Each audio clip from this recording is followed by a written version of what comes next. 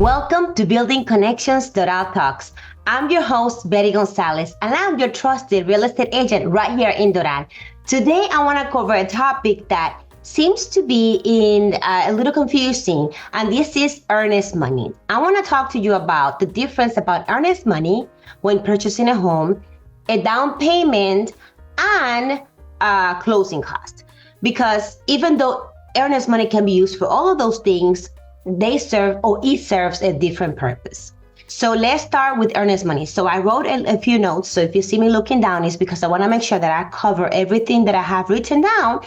Because if you ever had any questions about earnest money, I want that after this podcast, you have no more questions and you'll be very clear. And when you're trying to purchase a property, you go in with eyes wide open and very well informed. So let us begin. So earnest money. So when you enter into a purchase agreement, earnest money, it serves as the deposit from you, the buyer, to the seller as the good faith. So what does this mean? So when a seller has a property on the market, they obviously have it open to everyone. So when you put in an offer, let's say you want to put an offer for $500,000 in a property, then you also offer a good faith money, meaning, hey, I'm going to give you a percentage of the purchase price. It could be anywhere from 1 to 10%. That's not the average. It's just 1 to 10%. Let's say 1 to 10% of the purchase price. And let's say let's say you want to offer $50,000. That the maximum 10% earnest money, meaning, hey seller, I'm the buyer and I am letting you know that I am so confident and I really, really want this property that I am willing to put earnest money, meaning good faith money, for you to put this house off the market and then enter into a contract with me. And if I'm not a serious buyer, you, the seller, could be keeping my money. So then the seller, on the other hand, does not know your situation, feels comfortable because, hey, this buyer is really, really serious about my property, and they put down this earnest money. Now, is 10% the average or the useful amount? No, that's not it. That's not what I'm saying. I'm just giving you an example. It could be 1 to 10%. Now, once this earnest money is taken, so what's next? Well, how does this work and how do you get protected as the buyer? Right? So the way that you get protected is you write it down, or your agent will write it down with you, different contingencies, meaning there's different points during this process of buying a property that the buyer, could be protected, as well as protecting your earnest money. What are these? Well, the very first one is the inspection contingency. So during when you're writing down a contract, you have to have some time to do an inspection. While inspections are not required not all loans require an inspection, it is highly recommended, or I will highly recommend it to you. It doesn't matter how much you love this house. It does not matter if it's a brand new house, a brand new build. It does not matter if it's a flip house. You want to have an inspection, not only because you do want to know what's going on with this property to see if it's a sound property, because it doesn't matter even if it's a brand new build, sometimes there's stuff wrong with it could be the electricity, it could be the roof, it could be the water supply, it doesn't matter. You want to check it, right? If it is a flip, they could have done a really nice lipstick makeup on top and not actually taking care of the underlying issues and put paint over mold or whatnot. You want to have an inspection. Okay, I think I said enough for that. Now, why else do you want an inspection? Because in the state of Florida, the inspection period protects you as the buyer while you do your due diligence. What do I mean by that? There is a clause in the state of Florida that will protect you, and you can get out of this contract in the as-is contract for whatever reason. This is the most protection you have. You don't have to have any reason whatsoever during the inspection period to back out of the offer and keep your earnest money. That's the reason why a lot of sellers want this contingency of the inspection period shorter. Per contract, if you put nothing in there, then it will be an automatically 15 days. In order for this offer to be a really, really strong offer, then we're trying to shorten those days, because then the seller gets really anxious when they have to put their house off the market for 2 weeks and you, as the buyer, come back out of the offer for whatever reason whatsoever. That is one of the reasons why you, as the buyer, want to have an inspection period, no matter what, whether you feel that this house is in good condition or not.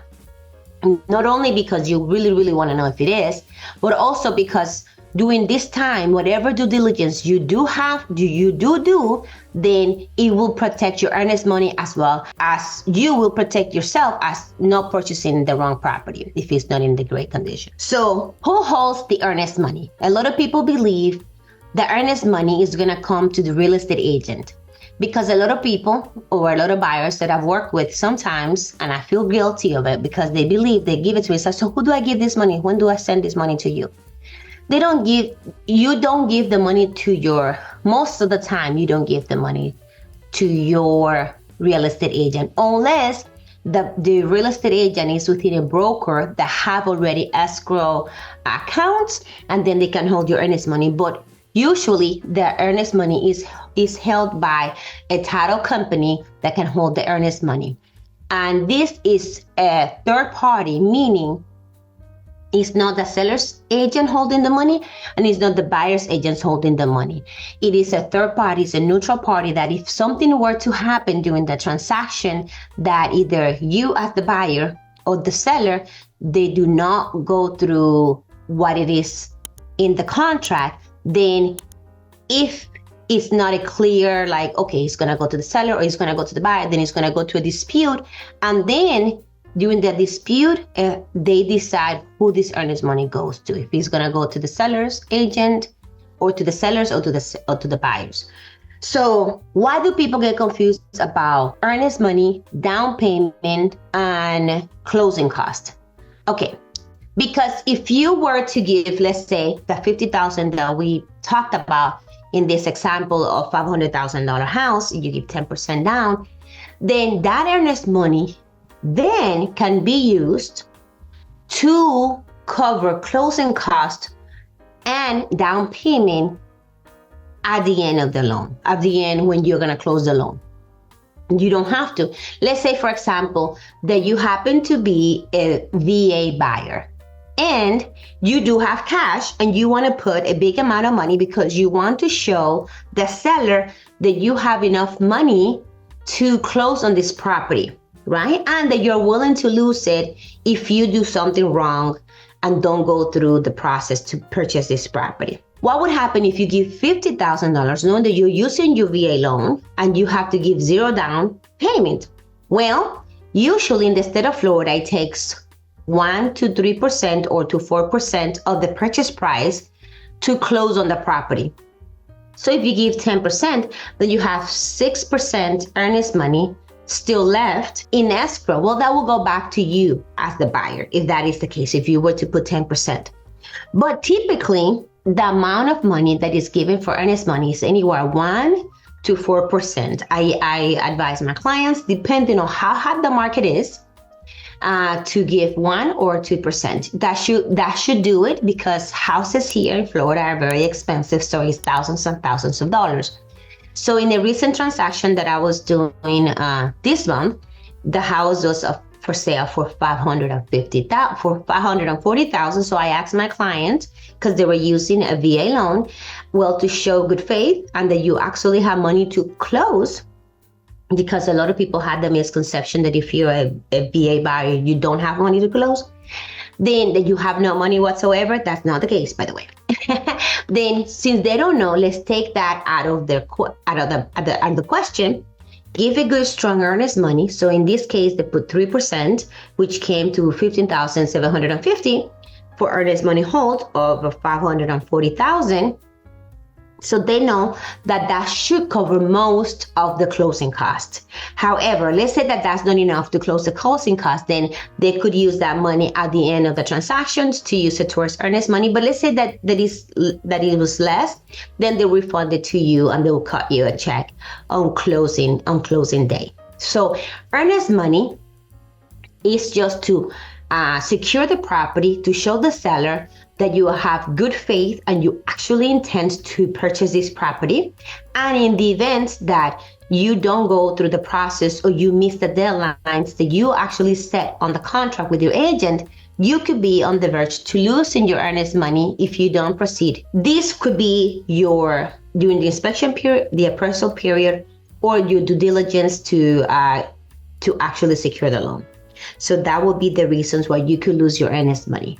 But you shouldn't have to worry about that if you are in a great communication with your agent and you and your agent are on top of the deadlines for the contract. So if you do fall out, or let's say that you kept all of it, but at 3 days prior to closing, you say, you know what, Betty, I don't want to buy this house, period. I just don't want to buy it. But you've already went through all of your due diligence and you are out of any protection, then the seller you could be on the hook of giving the seller this earnest money, because now they took the property and potentially lost another offers for maybe 3 weeks or 4 weeks, and now you at the end of this transaction decided not to purchase it. Then the seller is entitled to keeping this earnest money for the potential offers that they lost, and then they keep the money, you lose the money, and then they put it back on the market. But that is the reason the earnest money is important, and you should know what this earnest money is, because you could lose the money even if you don't buy the house, right? Now, but if you do end up buying the house, then you can use the money for closing costs and down payment. So down payment and closing costs. Now let's address that. Closing costs is whatever it is required for the loan that you are using to purchase a property. What do I mean by that? Okay, if it is a VA loan, you are required to give zero money down, right? To purchase the house. If purchasing a house using an FHA loan, then that means you are required to put at least 3.5% down payment of the purchase price to buy this house. If you are purchasing a property using a conventional loan, then you could put anywhere from 3% to 20% down or even more on the property, on your loan to buy this property, right? So depending on the loan that you're using, you are required to give or not to give any down payment. If you're using a USDA loan, you are required to give 0% down payment. So down payment is one thing. So now let's say that you're using a VA loan and you're required to give no money down. Does that mean you don't have to have money for closing costs? No. Closing costs are different than down payment. And closing costs and down payment are different than earnest money. Earnest money is good faith to put the house off the market. Down payment is what it is required, depending on the loan that you are using to purchase this property, to put down on the house. And closing cost, it is what's required to close all of the legal fees, transactions covered, to do the title search, to do that taxes that need to be paid, the transfer of ownership, all of that, it's included in the closing cost. And those are different than down payment and earnest money. Earnest money could be used to cover both, but it's not the same. I just want to make sure. Earnest money is good faith money to secure the property, to earn the bid when you put the offer. A down payment is what it is required for you to put down depending on the loan that you're using, and closing costs is what you use to close on the property to cover all of the legal fees that it is required to transfer one property ownership to another person. And these closing costs could range from 1% to 4% of the cost of the property. So for example, my client that was purchasing a house for $540,000, it could be anywhere from 14 to 16,000 closing costs. And each property, depending on the county and the property and everything else, have different closing costs. That's why they have a percentage, a range. It's not a fixed. For example, if you're buying a VA loan, you already know that there's a 0% money down. If you're buying an FHA, you know that it's 3.5% minimum for an FHA.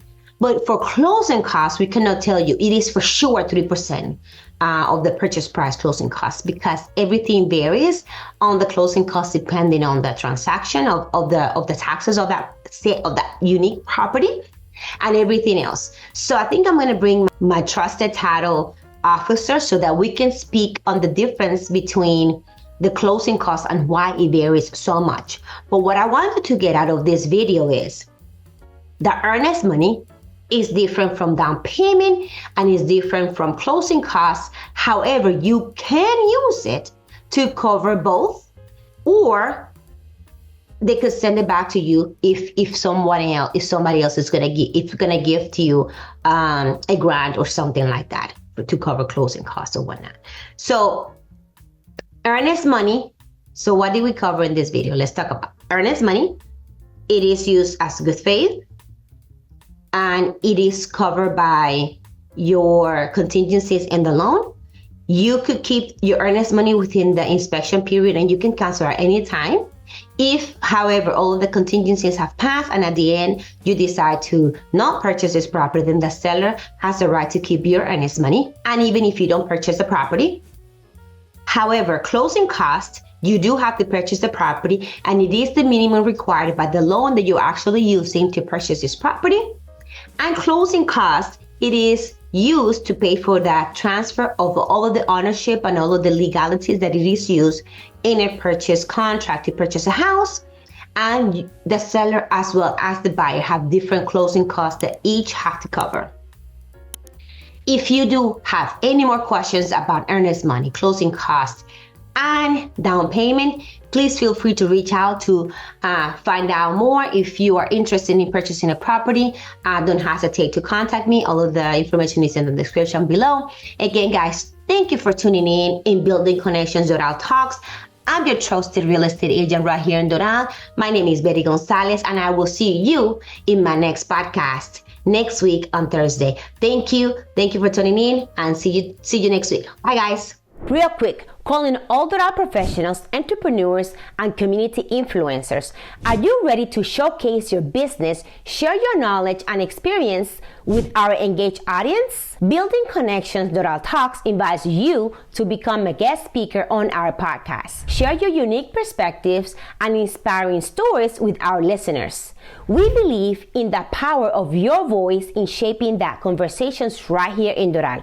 Click the link below to submit your information and be part of our next episode. Join us in building connections, sharing knowledge, and growing together. Don't miss this opportunity to be a featured guest on Building Connections Doral Talks. Tune in, connect, share, and grow together with Building Connections Doral Talks, reshaping the way we engage with the diverse voices of Doral, one guest at a time. Doral Talks, your voice, our community. Click the link now on the show notes, the screen, or in the comments below, or just scan the QR code to submit your information as a guest. I hope to see you soon. See you in the next podcast. Bye.